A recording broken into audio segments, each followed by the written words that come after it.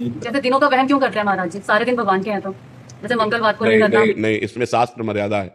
इसमें जो शास्त्र मर्यादा है उसका हमें पालन करना चाहिए। जैसे संध्या के समय मैथुन नहीं करना, भोजन नहीं करना, शयन नहीं करना, उस समय जप करना, भगवान का ध्यान करना। तो शास्त्र जो आज्ञा करता है हम अगर उसका पालन करेंगे तो हमारी उन्नति होगी। अब जैसे गुरुवार के दिन किसी भी स्थिति में बाल नहीं कटाना, द्वादशी के दिन किसी भी स्थिति में तुलसी जी को नहीं छूना। तो जो शास्त्र मर्यादा बनाई गई, अब उसमें हम क्यों नहीं कह सकते?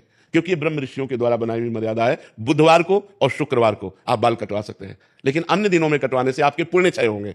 ब्रह्म ऋषियों ने जो मर्यादा बना रखी है, अगर हम उससे चलेंगे तो हमें ज्यादा लाभ मिलेगा। अब रोज सुबह लोग बाल आदि, तो हम कहते हैं केवल बृहस्पतिवार को मत करवाओ, और ना मानो तो गुरुवार का दिन परम पवित्र गुरु के लिए है, उस दिन आप क्षौर कर्म न करना, बिल्कुल निषेध है। नहीं, उससे पुण्य नष्ट होते हैं, आयु नष्ट होती है, बुद्धि नष्ट होती है। अब अगर आप नहीं मानोगे तो वैसे ही आपके आचरण होते चले जाएंगे, गिरते चले जाओगे। देखो, आप सब लोग यहाँ क्या देखने आए हो, हम आपको बता रहे हैं। आप यहाँ क्यों आए हो, हम दो बातें आपसे रखते हैं। आप क्या देखने आए हो और आप यहाँ क्यों आए हो? तो आप यहाँ देखने आए हो साधुता, भगवान के भक्त का दर्शन जो शास्त्र के अनुसार चलता है। आप आए हो अध्यात्म को पाने के लिए, आप आए हो सुख शांति के लिए। आए हो कि नहीं?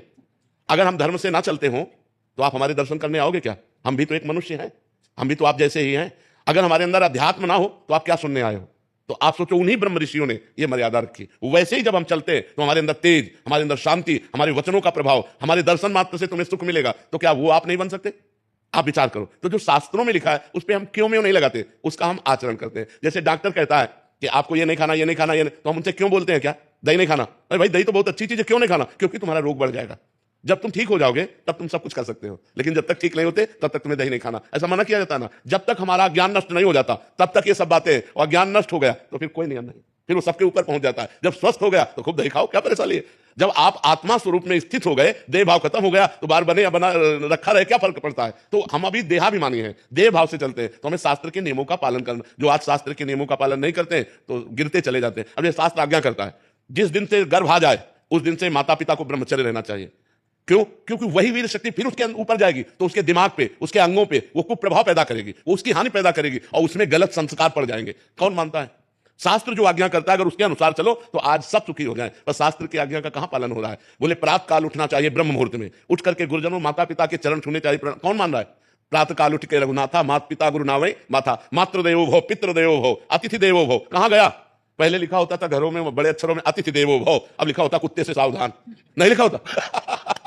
तो हमारे जो शास्त्र कहते हैं उस पर हम क्यों लगाने का अधिकार नहीं करते? हम उनका पालन करते हैं। क्यों लगाने का मतलब है संशय करना, और पालन करने का मतलब श्रद्धा करना। और श्रद्धावान लभते ज्ञानम, श्रद्धावान ही ज्ञान को प्राप्त होता है, श्रद्धावान ही आनंद को प्राप्त होता है, श्रद्धावान ही परम शांति को प्राप्त होता है। इसलिए हमें लगता है शास्त्रों की आज्ञा का पालन किया जाए, ना कि उसमें क्यों रखा जाए।